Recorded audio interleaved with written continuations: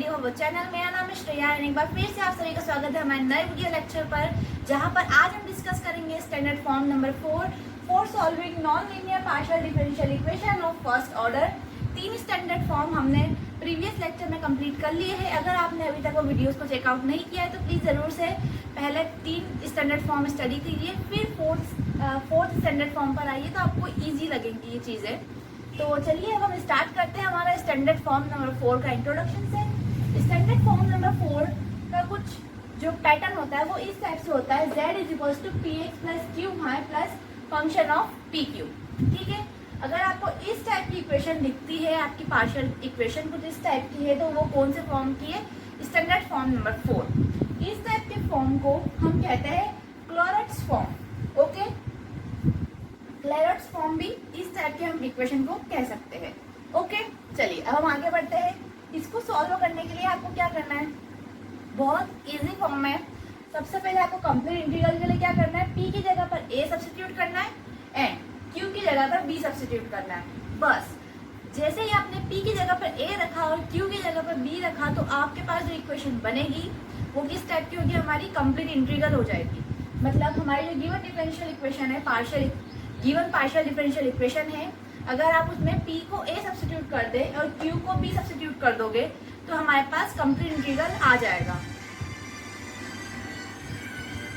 Okay, चलिए अब इसमें क्या होता है? इस टाइप की डिफरेंशियल इक्वेशन में आपको कंप्लीट इंटीग्रल के साथ साथ कभी कभी सिंगुलर पॉइंट सॉल्यूशन भी आपको निकालने के लिए आ जाता है। तो सिंगुलर सॉल्यूशन के लिए आपको क्या करना है? जब आप p की जगह पर a और q की जगह पर b सब्स्टिट्यूट करोगे तो हमारे पास यहाँ पर क्या बन जाएगी? ये इक्वेशन कुछ इस टाइप से बन जाएगी, z is equal to ax plus b y plus f of function of a and b। ठीक है, तो हमारी इक्वेशन अब इस टाइप से बन गई है। अब सिंगुलर सॉल्यूशन के लिए आपको क्या करना है? यही जो हमारी हमने जो इक्वेशन कन्वर्ट करी है उसको डिफरेंशिएट करना है with respect to a, where a and b क्या है? a और b हमारे आर्बिट्ररी कांस्टेंट्स है। ओके, यहाँ हम लिख देते हैं a, b क्या है? Arbitrary constant.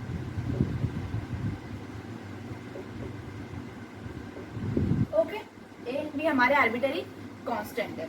जब आप इस इक्वेशन को a के रिस्पेक्ट डिफरेंशिएट करोगे, कैसे पार्शियल डिफरेंशिएट करना है, तो अगर z का आप पार्शियल डिफरेंशिएट करोगे विद रिस्पेक्ट टू a तो क्या होगा? हमारे पास इधर साइड 0 आ जाएगा क्योंकि z का डिफरेंशिएशन क्या होगा? With respect to a 0। ठीक है, अब इधर साइड हम डिफरेंशिएट करेंगे विद रिस्पेक्ट टू a तो क्या हो जाएगा? x प्लस ये वाली टर्म तो 0 हो जाएगी क्योंकि इसमें a है ही नहीं। फिर इसको डिफरेंशिएट करेंगे तो ये क्या हो जाएगा? Del f by del f। Similarly ये इक्वेशन को हम b के रिस्पेक्ट में क्या करेंगे? डिफरेंशिएट करेंगे तो हमारे पास 2 इक्वेशंस न्यू बनेगी। अब वो 2 इक्वेशंस को आपको सॉल्व करना है और जब आप ये दोनों इक्वेशन को सॉल्व करोगे तो आपको a एंड b की वैल्यू मिलेगी। देन a एंड b की वैल्यू आपको किसमें सब्स्टिट्यूट करना है? इसमें, तो आपको सिंगुलर सॉल्यूशन आ जाएगा।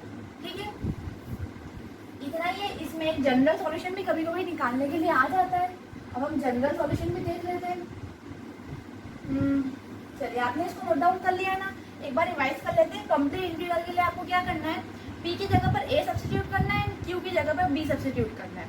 जैसे ही आप a और b को सब्स्टिट्यूट करोगे तो हमारी जो रिजल्टेंट इक्वेशन है वो क्या है? कंप्लीट इंटीग्रल बन जाएगी। ओके, फिर सिंगुलर सॉल्यूशन के लिए आपको क्या करना है? वही जो हमारी इक्वेशन बनी है उसको पार्शियल डिफरेंशिएट करना है with respect to a and with respect to b। फिर जो रिजल्टेंट इक्वेशन बनेगी उसको सॉल्व करके a एंड b की वैल्यू निकालना है एंड a एंड b की वैल्यू निकालने के बाद उसको सब्स्टिट्यूट करना है हमारी ये वाली इक्वेशन में, और इसमें जब हम सब्स्टिट्यूट कर देंगे तो हमारे पास क्या आ जाएगा? Singular solution. ओके, अब हम इसमें कभी कभी आता है जनरल सॉल्यूशन भी निकालने के लिए आता है, तब हम जनरल सॉल्यूशन के लिए देख लेते हैं। ओके, ये हमारी इक्वेशन है, पूरा ही रब कर देते हैं इसको।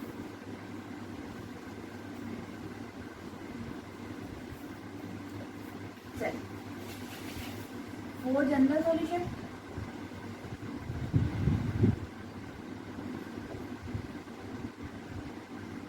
वो जनरल सॉल्यूशन आपको क्या करना है? p की जगह पर आप a को सब्स्टिट्यूट करोगे विथ क्या करना है आपको, वहां पर आपने q की जगह पर b सब्स्टिट्यूट किया था, पर यहाँ पर आपको q की जगह फंक्शन ऑफ a सब्स्टिट्यूट करना है. Okay, got it. अब इसको आपको इक्वेशन नंबर 1 मतलब हमारी जो ये वाली इक्वेशन है इसको सब्स्टिट्यूट करना है. तो यहाँ पर रिजल्टेंट इक्वेशन क्या बनेगी, जब हम ये सब्स्टिट्यूट कर देंगे तो यहाँ पर इक्वेशन बनेगी z is equals to ax plus 5 of a y plus function of 5 a and 5a a and 5a. ये हमारे पास क्या बन जाएगी, इक्वेशन बन जाएगी. जनरल सॉल्यूशन के लिए सबसे पहले आपकी स्टेप क्या रहेगी, p को सब्स्टिट्यूट करना है आपको a से एंड q को सब्स्टिट्यूट करना है आपको फंक्शन ऑफ a से. ठीक है, ये हमने सब्स्टिट्यूट कर दिया. देन आपको क्या करना है, इस वाली इक्वेशन को वापस से पार्शियल डिफरेंशिएट करना है with respect to a. Got it. चलिए इसको अब हम पार्शियल डिफरेंशिएट करते हैं. हाँ, तो ये क्या बन जाएगी, del z by del a. Again left hand side को हम a के रिस्पेक्ट डिफरेंशिएट करेंगे तो क्या होगा, 0.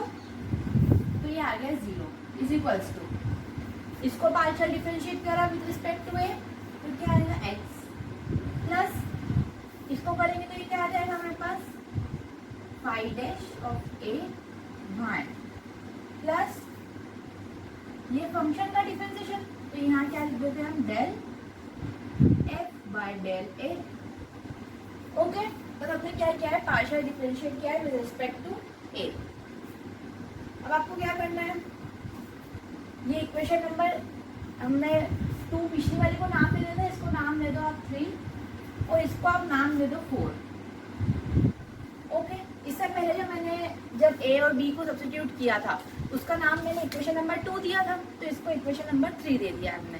अब क्या करेंगे, अब ये 3 और 4 जो इक्वेशन बनी है इसको आपको सॉल्व करना है.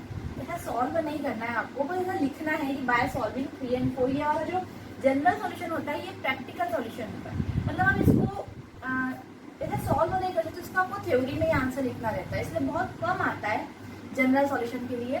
इसके लिए आपको क्या लिखना है, देखिए आपको 3 एंड 4 को सॉल्व मतलब इतना आपको लिखना ही है, solve equation number 3 and 4 and eliminate a.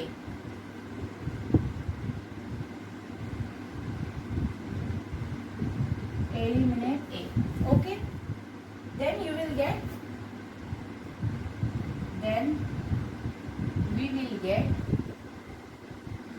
General solution. Okay, ये वाला फॉर्म सबसे इजी है जिसमें कंप्लीट इंटीग्रल भी डायरेक्ट निकलाता है, डायरेक्ट सब्स्टिट्यूशन से.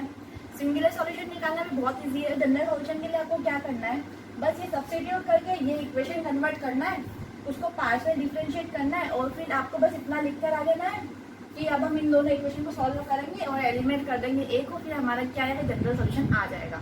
ये ऐसे प्रैक्टिकली पॉसिबल नहीं रहता है, इसलिए जब भी ऐसा पूछा जाता है तो हम इतना ही लिखकर उसे ड्रॉप कर देते हैं. ओके, बस यही था हमारे स्टैंडर्ड फॉर्म नंबर 4 में, जो कि बहुत इजी फॉर्म है. इसके हम 1-2 क्वेश्चन डिस्कस कर लेते हैं. ठीक है, चलिए आपने इसे उतार लिया है तो मैं इसे रब कर देती हूँ. चलिए इसे हम रब कर देते हैं. 1-2 क्वेश्चन हम इसके डिस्कस करेंगे. देन हम हमारे most important topic Charpit's method पे जंप करेंगे. ठीक है, वो हम देखेंगे नेक्स्ट वीडियो से. चलिए यहाँ पर a एंड b क्या है, आर्बिट्ररी कॉन्स्टेंट्स है. ओके, चलिए हम अभी क्वेश्चंस लेते हैं. बहुत इजी क्वेश्चंस आते हैं इसके, कभी आते हैं तो. चलिए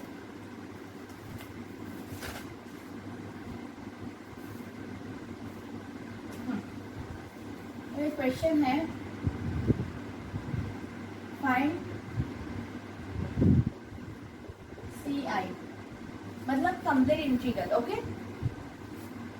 of z is equals to 3x plus q y plus p square q square, ये आपकी इक्वेशन दी हुई है, ठीक है। और आपको कहा है कि इसका कंप्लीट इंटीग्रल आपको फाइंड करना है।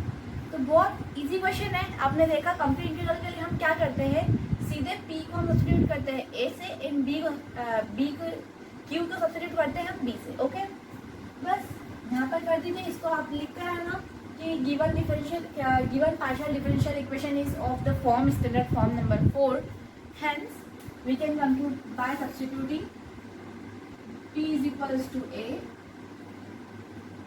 and q is equals to b। Okay, ये आपको लिख कर आना है।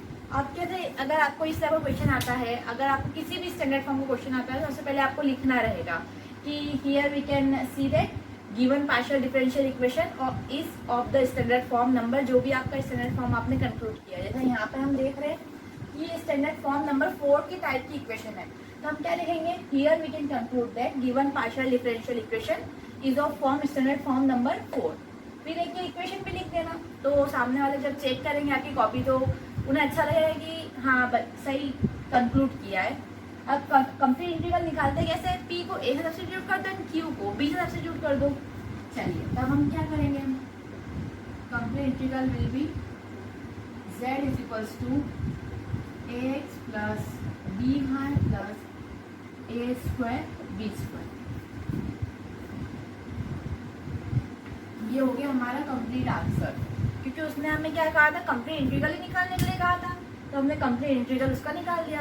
अब ऐसा क्वेश्चन कभी आ जाए, कभी आप एक टॉपिक छोड़ जाओ, ऐसा क्वेश्चन आ जाए तो कितना इजी क्वेश्चन है ये।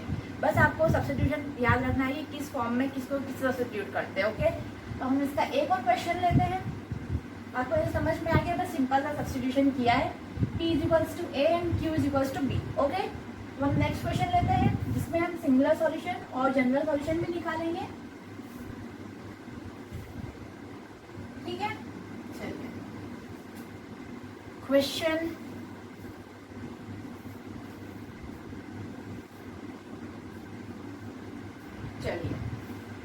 आपको क्वेश्चन दिया हुआ है, z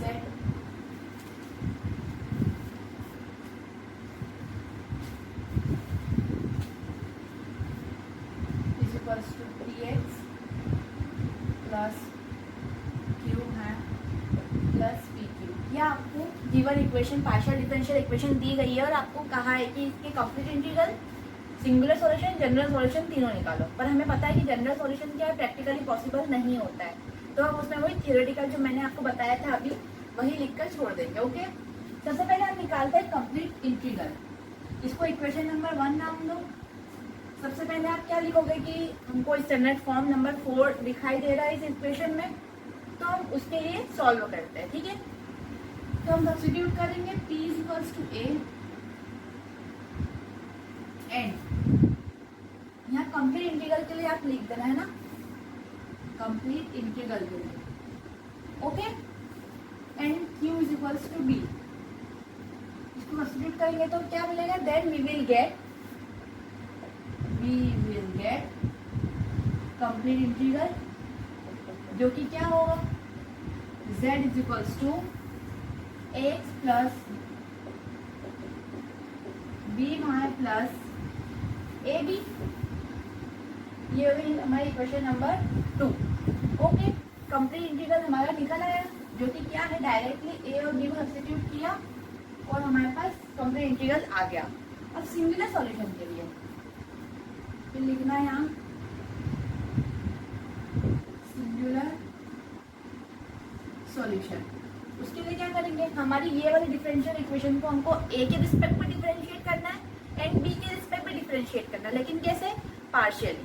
ओके, तो इक्वेशन नंबर 2 को हमने पार्शियल डिफरेंशिएट किया विद रिस्पेक्ट टू ए, तो del z by del a is equals to 0, क्योंकि z का डिफरेंशिएट क्या हो जाएगा, a के रिस्पेक्ट 0।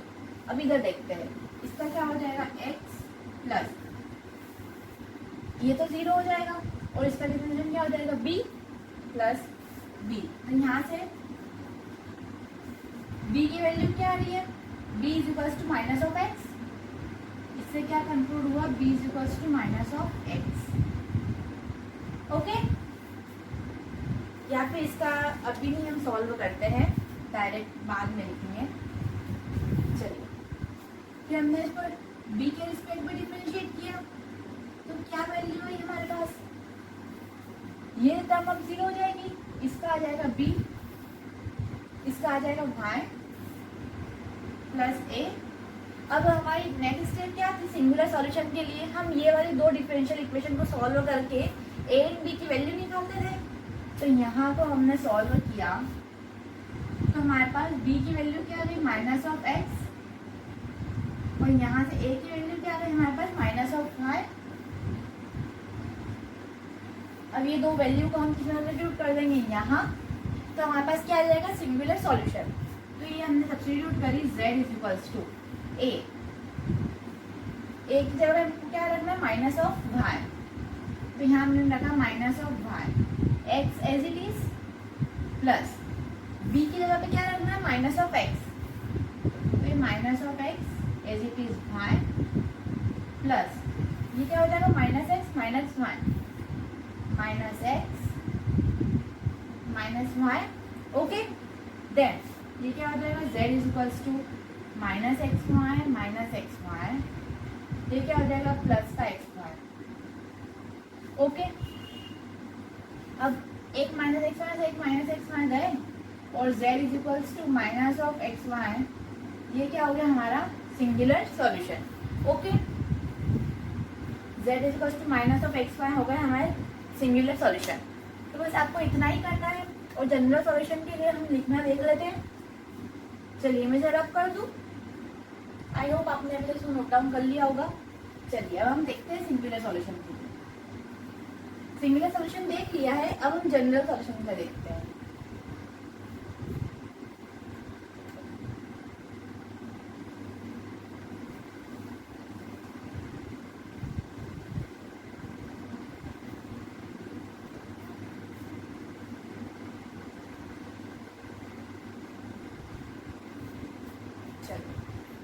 अब उसके बाद सिंगुलर सॉल्यूशन हो गया है, कंप्लीट इंटीग्रल हो गया है, एंड अब हमें देखना है जनरल सॉल्यूशन।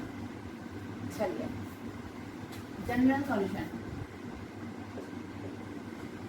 जनरल सॉल्यूशन के लिए हम क्या करते हैं, b को सब्स्टिट्यूट करते हैं a से, एंड q को सब्स्टिट्यूट करते हैं फाई ऑफ a से। ओके, चलिए अब हम सब्स्टिट्यूट करते हैं, तो हम पर इक्वेशन क्या बनेगी, z is equals to ax plus phi of a y and plus a phi a। ओके, ये हमारी क्या बन गई इक्वेशन नंबर 3। हमने क्या किया, बेसिकली बस इसको a सब्स्टिट्यूट किया एंड q को हमें सब्स्टिट्यूट कर दिया फाई ऑफ a। ओके, चलिए अब हम इसको क्या करते हैं, डिफरेंशिएट करेंगे with respect to a।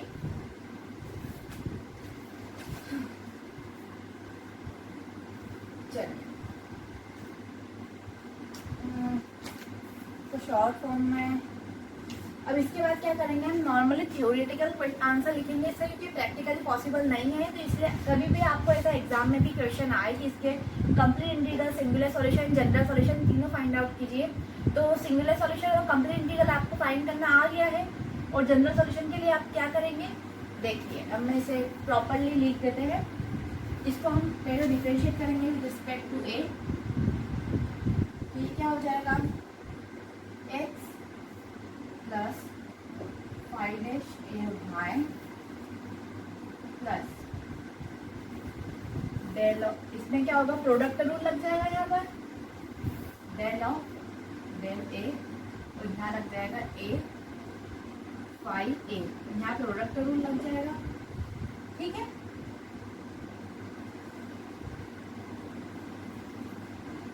Del a, ये हमें डिफरेंशिएट करके लिख दी प्रोसेस। अब इसके बाद हमें क्या लिखना है, इसके बाद हमें लिखना है वी विल एलिमिनेट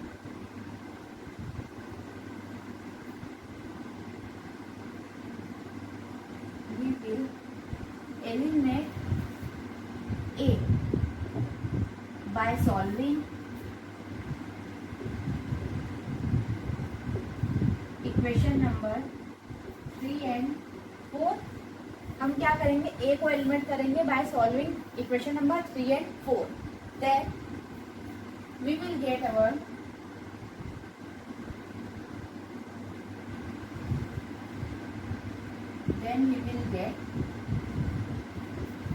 अपना जनरल सॉल्यूशन. ओके, इसको हम क्या करेंगे, जनरल सॉल्यूशन अगर हम ए को एलिमिनेट कर दे इक्वेशन नंबर 3 and 4 से, तो हमारे पास क्या आ जाएगा, जनरल सॉल्यूशन आ जाएगा. आपको भी इतना ही लिखकर वहाँ पर ड्रॉप कर देना, क्योंकि ये चीज़ प्रैक्टिकली पॉसिबल नहीं है. आप इतना भी लिख दोगे तो आपको मार्क्स मिल जाएंगे. ओके, तो आज की वीडियो के लिए इतना ही. आई होप आपको ये वाला स्टैंडर्ड फॉर्म नंबर 4 अच्छे से समझ में आ गया होगा. इसके लिए आप दूसरे क्वेश्चंस भी ट्राई कर सकते हैं. वैसे तो बहुत इजी है. एक बार क्विक रिकैप कर लेते हैं. कंप्लीट इंटीग्रल के लिए आपको क्या करना है, p को सब्स्टिट्यूट करना है a से एंड q को सब्स्टिट्यूट करना है आपको b से. जैसे ही आपने सब्स्टिट्यूट किया और जो हमारे पास इक्वेशन बनेगी वो क्या होगी, हमारी कंप्लीट इंटीग्रल.